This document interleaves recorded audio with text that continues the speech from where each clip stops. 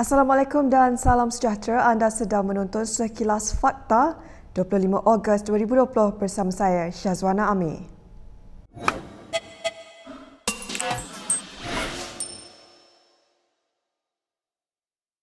Bekas Menteri Keuangan Lim Guang Eng berkata manifesto Pakatan Harapan tidak menyebut mereka tidak boleh menggunakan kaedah rundingan terus dalam keadaan tertentu.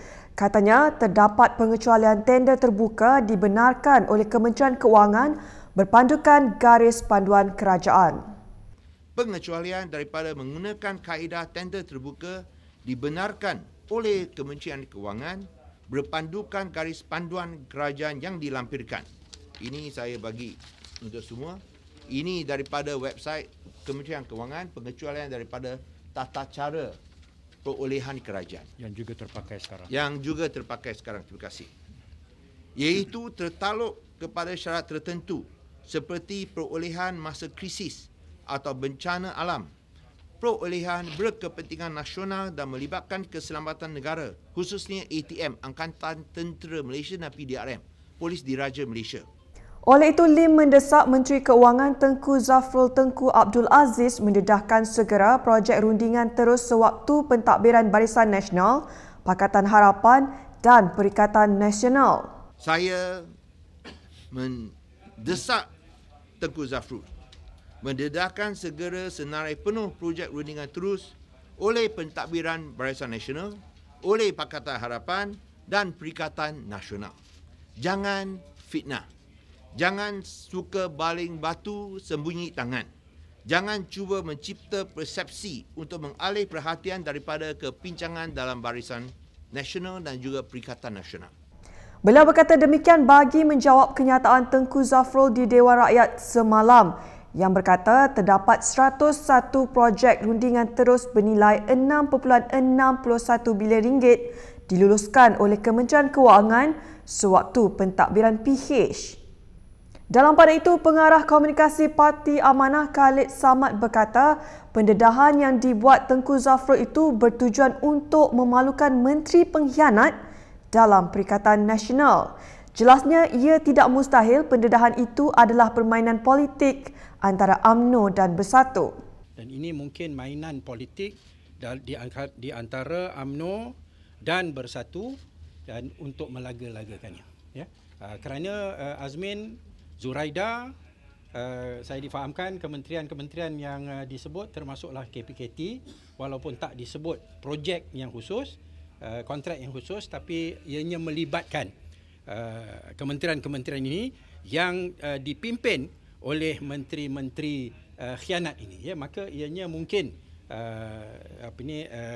satu usaha untuk melaga-lagakan di antara mereka dan memalukan, termasuklah Tan Sri Muhyiddin Yassin sendiri, kerana dia pun di bawah kementerian dia pun ada projek-projek rundingan terus. Ya. Suruhanjaya Pencegahan Rasuah Malaysia SPRM menerima beberapa memorandum daripada Badan Bukan Kerajaan NGO berhubung isu pemberian secara rundingan terus 101 projek perolehan kerajaan bernilai 6.61 bilion ringgit. Dalam kenyataannya hari ini, SPRM berkata akan mendapatkan senarai 101 projek daripada Kementerian Keuangan yang dikatakan diberi secara runding terus semasa pemerintah kerajaan terdahulu. Kata SPRM lagi, satu kajian menyeluruh akan dibuat bagi menentukan sama ada wujud unsur rasuah, penyelewengan dan salah guna kuasa berhubung perkara ini. Justeru SPRM menggesa semua pihak untuk memberikan ruang untuk meneliti perkara berkenaan. Menteri Kewangan Tengku Zafrul Tengku Abdul Aziz di Dewan Rakyat semalam mendedahkan pentadbiran negara ketika diterajui PH selama 22 bulan meluluskan 101 projek atau perolehan kerajaan bernilai 6.61 bilion ringgit secara rundingan terus. Dalam pada itu, hari ini Parti Cinta Malaysia PCM membuat laporan di Ibu Pejabat SPRM bagi menggesa Suruhanjaya itu menyiasat kes ini.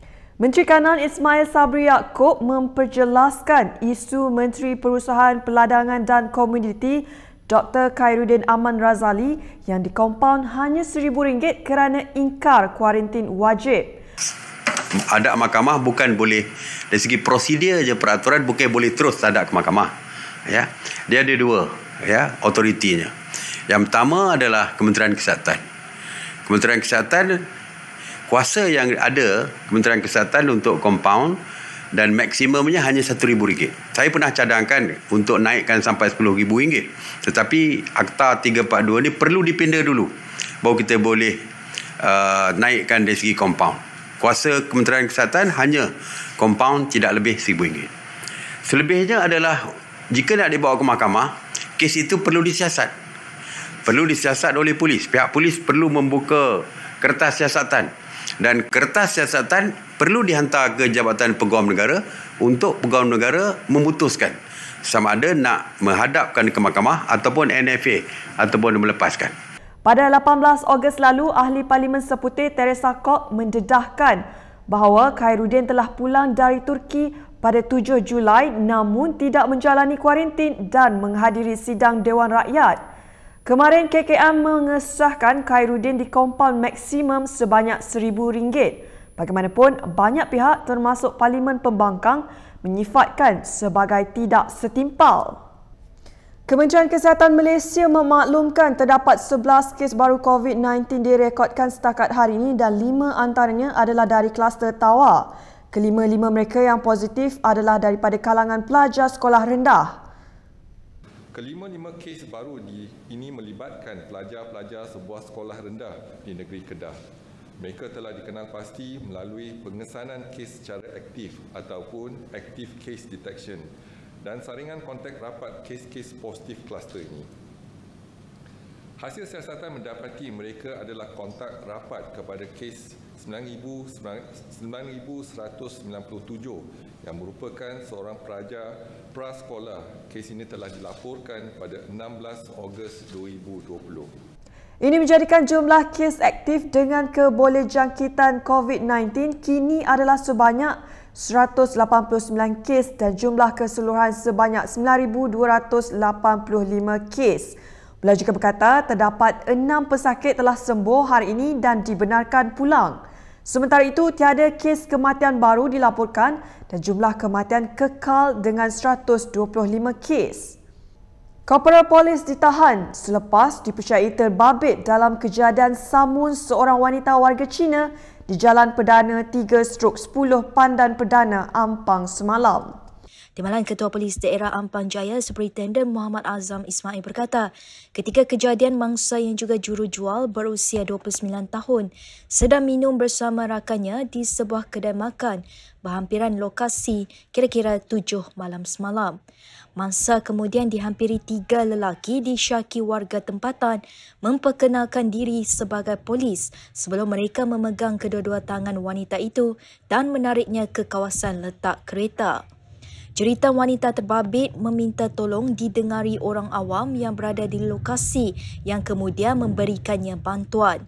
Muhammad Azam berkata seorang lelaki berusia 46 tahun yang juga korporal polis ditahan orang awam di lokasi terbabit manakala 2 lagi rakannya melarikan diri. Kata Muhammad Azam lagi, semakan mendapati suspek berkenaan adalah anggota polis berpangkat korporal namun dia dalam status ditahan kerja. Baiklah, sekian sahaja daripada saya, Syazwana Amir untuk Sekilas Fakta. Untuk lebih banyak berita, anda boleh melayari kinitv.com. Anda juga boleh mengikuti kami di Instagram, Twitter, YouTube dan Facebook. Salam hormat dan jumpa lagi.